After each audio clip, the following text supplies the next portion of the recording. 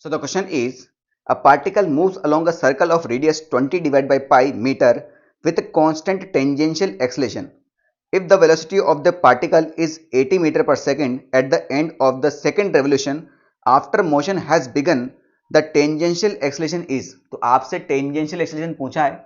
अब tangential acceleration मैं बता चुका हूं बेटा, दो फॉर्मूले हैं इसके. एक तो होता है dv डिवाइड बाई dt, एक होता है r अल्फा. सिंपल सी बात है.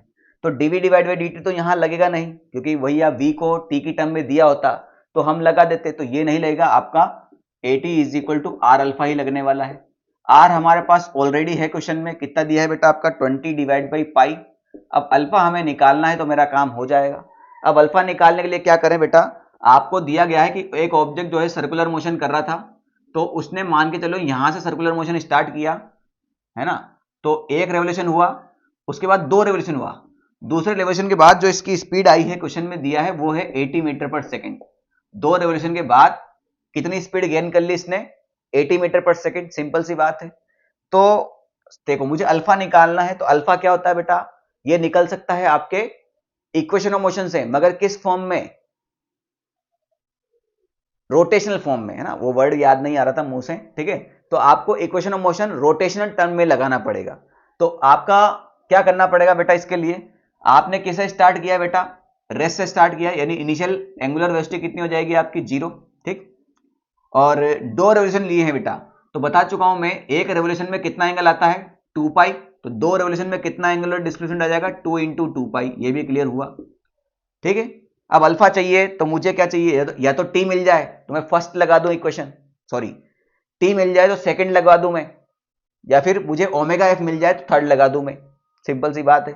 तो यहां से मैं अगर देखूं तो ये स्पीड है सेकंड रेवोल्यूशन के बाद, तो क्या मैं यहां से फाइनल एंगुलर वेलोसिटी निकाल सकता हूं. सिंपल सी बात है बेटा. एक और जैसे रिलेशन ये है ना, at is equal to R alpha, तो एक और रिलेशन आता है v is equal to R omega. ये भी एक रिलेशन होता है. इसी का डिफरेंशिएशन करोगे तो ये रिलेशन आ जाएगा आपका. ठीक है. तो यहां v दिया हुआ है 80, r दिया है 20 डिवाइड बाई पाई, और ये हो जाएगा आपका ओमेगा. 20 डिवाइड बाई पाई है ना, हाँ. तो 20 से 80 जाएगा 4 टाइम्स, तो ओमेगा हो जाएगा आपका 4 पाई. तो ये जो ओमेगा होगा ये आपका ओमेगा एफ होगा, फाइनल एंगुलर वेलोसिटी. ठीक है. तो इनिशियल है, फाइनल है, थीटा है, तो थर्ड इक्वेशन लग जाएगी एंगुलर फॉर्म में. तो ये हो जाएगा V square minus U square is equal to 2as. इसको लिखेंगे हम omega F square minus omega I square is equal to 2 alpha theta. Omega F का स्क्वायर यानी 16 पाई स्क्वायर. अच्छा, इसको 4 पाई का होल स्क्वायर ही लिख दो, 4 पाई का होल स्क्वायर. ओमेगा आई तो 0 हो गया.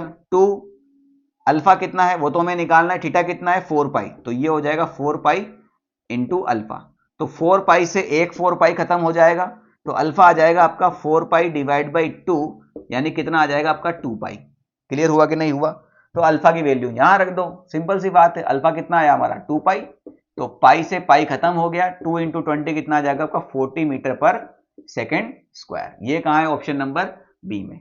छोटी मोटी चूक हुई और आपका आंसर 40 पाई मीटर पर सेकेंड स्क्वायर आ जाएगा, जो कि गलत हो जाएगा. ठीक है.